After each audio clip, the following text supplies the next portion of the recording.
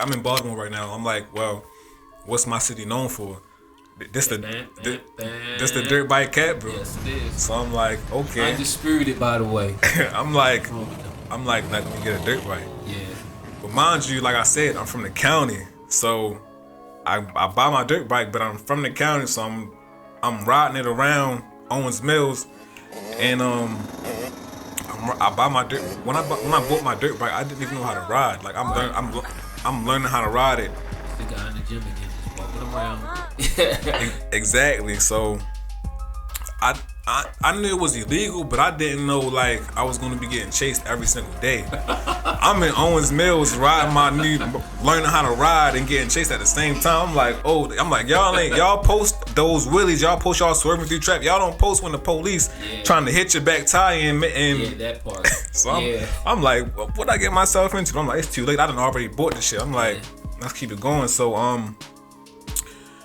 with that, I kind of just learned how to ride in the field. And even before I bought a dirt bike, I kind of knew some riders that was like, that's really good at what they do. Right. So once I bought my bike, I'm like, yo, teach me how to ride X, Y, Z. And I kind of took the same approach that I took with working out. Once I met the guys from Bar Crazy, I kind of, became one of them, so to say. Right. So I'm definitely Bar Crazy. Right. So I'm like, let me get around some of the best riders in the city, and hopefully it'll put me in a trajectory of being one of the best riders in the city. Right. All those dudes, what's his name? Pub. All those dudes. Fully, all of them. Yeah. Chino. Yeah. Shout out to Free Great, Willie Wayne, all of them. I looked up to Chino growing up. It's definitely sweet, actually being outside and riding with them regular. Like, it's definitely an experience. Hold on, let's talk about that feeling though when you ride the bikes though. That adrenaline. Is that an addiction? Is that a new addiction? Man, it's scary because, like I said, I'm from the county, so this getting chased by the police like on an everyday basis thing, it kind of give me anxiety. Like, is you at 12 o'clock? You 12 o'clock yet? I can. Yeah, I can. I can. I don't got too much distance, but I definitely could 12 o'clock. That's what it is. My dirt bike history was real short. Out Cherry Hill, my man hit a wheelie. No, I'm lying. I didn't hit no wheelie. It hit a wheelie on his own, and I fell off it. I think it got bent up, and that was the end of my bike. I think I was trying to hit the brakes, but I was hitting the throttle. It was some back, this type of thing. And the bike kept going, and I fell. Yeah, everybody got that story, man. Yeah. Everybody got that story. I done seen it happen a million times. Yeah. Just, boom. Yeah. It happened to everybody. That's definitely a Baltimore thing, that pack life. And the funny thing about that, like you guys, right? You got guys from different neighborhoods.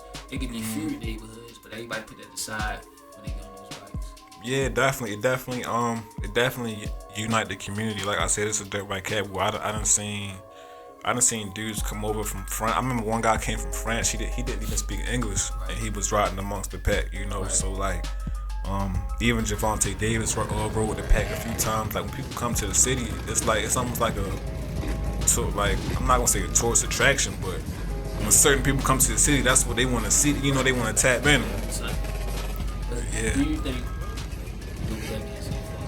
different communities, like right outside of y'all fucking stopping us in traffic and shit? Outside of that, do you think it solved problems in the communities, disputes? Through that brotherhood of riders. Yeah, definitely, because that's a positive thing that nobody never talk about. Definitely, like a lot of beefs been squashed through bikes. A lot of hoods have been united through bikes. So it's definitely a positive thing in the city.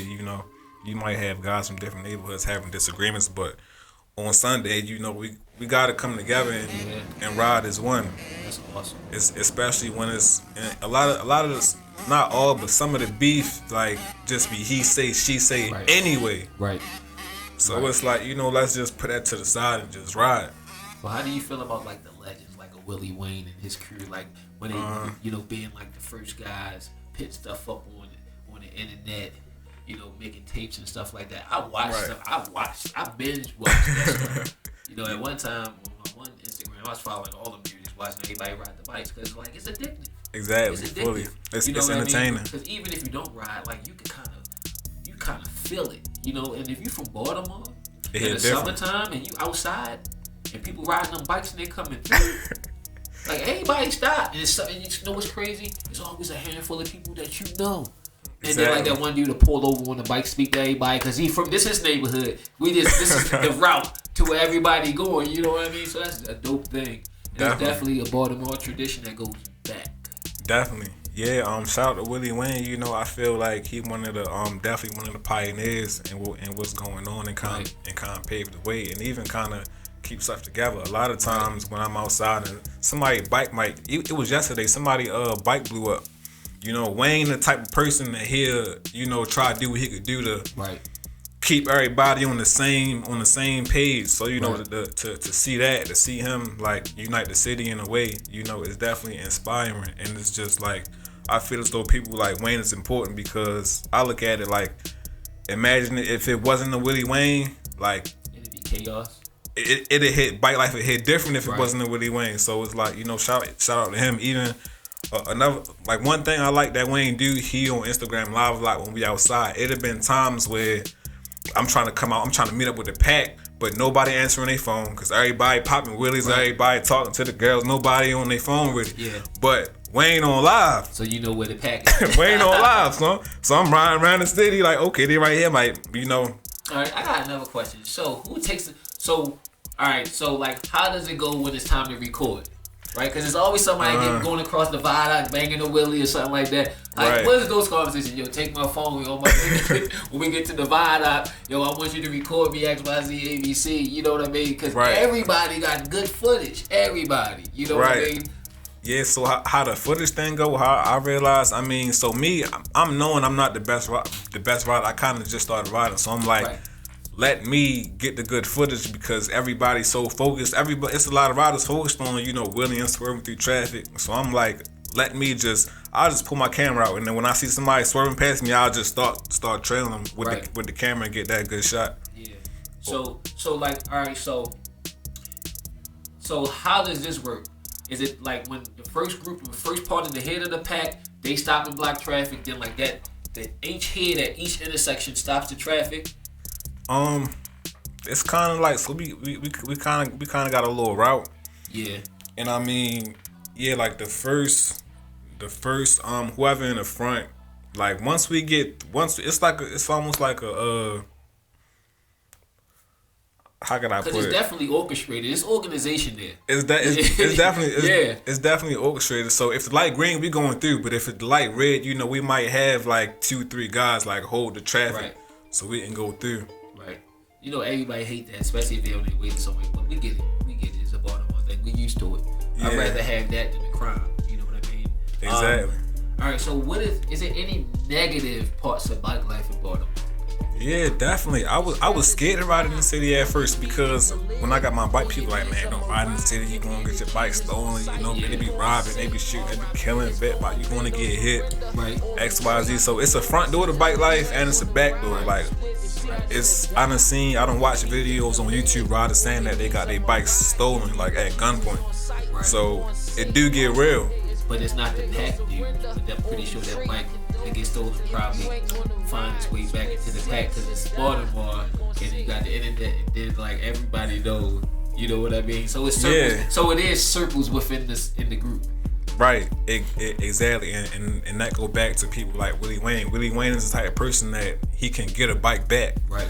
So it's just knowing what you're doing. You know, if you got a dirt bike, you know, like for one, learn how to ride. For two, if you want to ride with a pack, you know, kind of like don't just be by yourself. Come, you know, 2-3 riders, or you get what I'm saying? Yeah.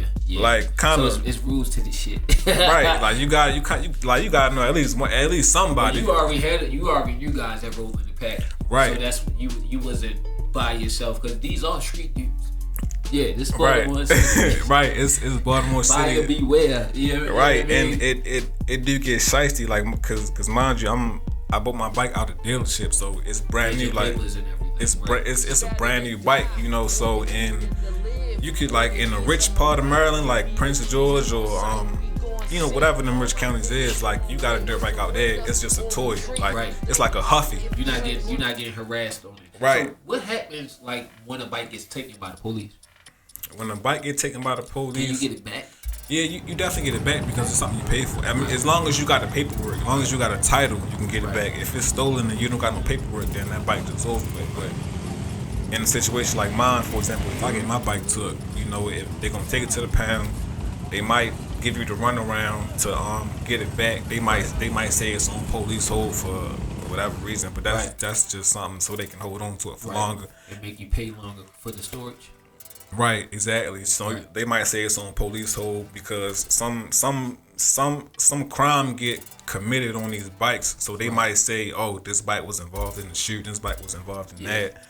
It wasn't, but they just want to hold them. They just want to inconvenience you. Right. Yeah. They just. We already know what you're gonna do when you get it back, but not this Sunday. Right. Next Sunday. They might wait till the winter till it get cold out to give you your bike back. Right. They, so you can get it back. They just give you the run around. Right. So, anybody interested in riding, like, would it be the beginner's bike for any new rider? A beginner bike? I mean, I would say anything in somebody's budget because these bikes is expensive. Right. Like the bike that I want, it's like 14 grand. I ain't even know bikes was that high. Like a 2023 450. God. See, hold on. Slow down. Yo, I remember CR80s and stuff like that. You say a 450. All right, of course, I don't know what the CR represents, but I'm pretty sure that 80 represents how fast they go, right? Right. Because remember, people used to ride 50s. Right. So you said a 450. 2023 450 MSRP like 14 racks. God. Man, you can have that. I ain't killing myself. I'm yeah, good. so I'll watch. So a beginner bike, I would say anything in your budget. You can get a bike for like 2,000, 3,000. It might not be a 2023. Right, but it's a bike. Right, but it's a bike nonetheless you can ride. But I'm the type of person, I need my bike to be certified, because we getting chased by the police, we doing a whole lot. Like I need my bike to start. Yeah, you need when you buy your bike, you thinking about getting away and keeping your bike. Exactly. Versus going through the rigmarole and getting it back. Right. I don't want no lemon bike that's the police right here and I'm kicking and it's not starting. No, I need my bike one kick to cut on it. I've seen those videos too. Yeah. Yeah. I've seen those. So how is it a frequent thing when riders crash into each other, hitting wheelies, hitting the side? Yeah, I've seen those videos. Does that happen a lot in the pack? Definitely, that happened almost every day. Like, because first of all, these are dirt bikes. They wasn't really meant to be ridden on the street. Right. So you got dirt tires on a smooth pavement. Right. The traction it's no traction. Right. Damn. Right. Damn near. So that's and now you on one wheel. You on one wheel with dirt tires on a smooth street, swerving in and out of traffic. It's like the most dangerous shit you can do. Right. So it is a lot of whenever it's a big ride out, it's always falls, always injuries, but we get back up and it's part of the game. Can you tell that it's like you rookies like try to ride in the pack and throw like everything off because they don't know the rules? Yeah, stuff definitely. Like that. All the Does time. that happen a lot? All the time. You always got that. We call them turkeys. Okay, turkeys. So it's always a few turkeys in the pack. They just got their bike. They riding with they trying to be cool, ride with the pack. But they, they might cut somebody off by mistake, not knowing, because you want a bike with no rear view mirror, so you gotta keep turning around. So it's always accidents, always people getting hit. But it's part of the game. Everybody have that turkey phase that they gotta go over. A lot of guys wear like protective clothing and helmets. Now people trying to look cool. People trying to impress. People trying to look slick. People trying to impress the females. I mean, a few riders wear helmets like every now and then, but majority we not really wearing too much helmets. I got one more question about bike life. I remember once upon a time someone. Let's say hypothetically, they built that bike park. Would you go to the bike park?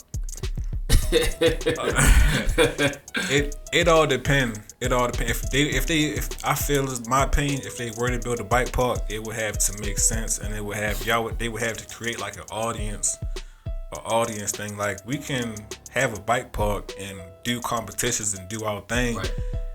If it's a nice a nice spectating area. Right. You get what I'm saying? Right. Because at the end of the day, like people trying to show off. Right. If y'all just build a bike park and nobody, it's not nobody. It's not. It takes the the thrill and the popularity out of it. It's like you lifting weights in your garage. Exactly. You know, like we and differently we want to generate revenue for the park. Right. So let's make a spectating area and charge people to come in. You know, do competitions. See, you know, me versus another rider, XYZ.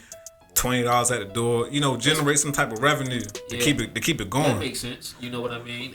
But do you think that definitely wouldn't stop Sundays in Baltimore? No, it wouldn't. I'm not even gonna lie. Like I don't feel like it would because people is trying to come through the ghetto on one wheels. Like when you come through the ghetto on a dirt bike swerving left and right, it's like nothing like that from being a spectator, being somebody that's watching to see that.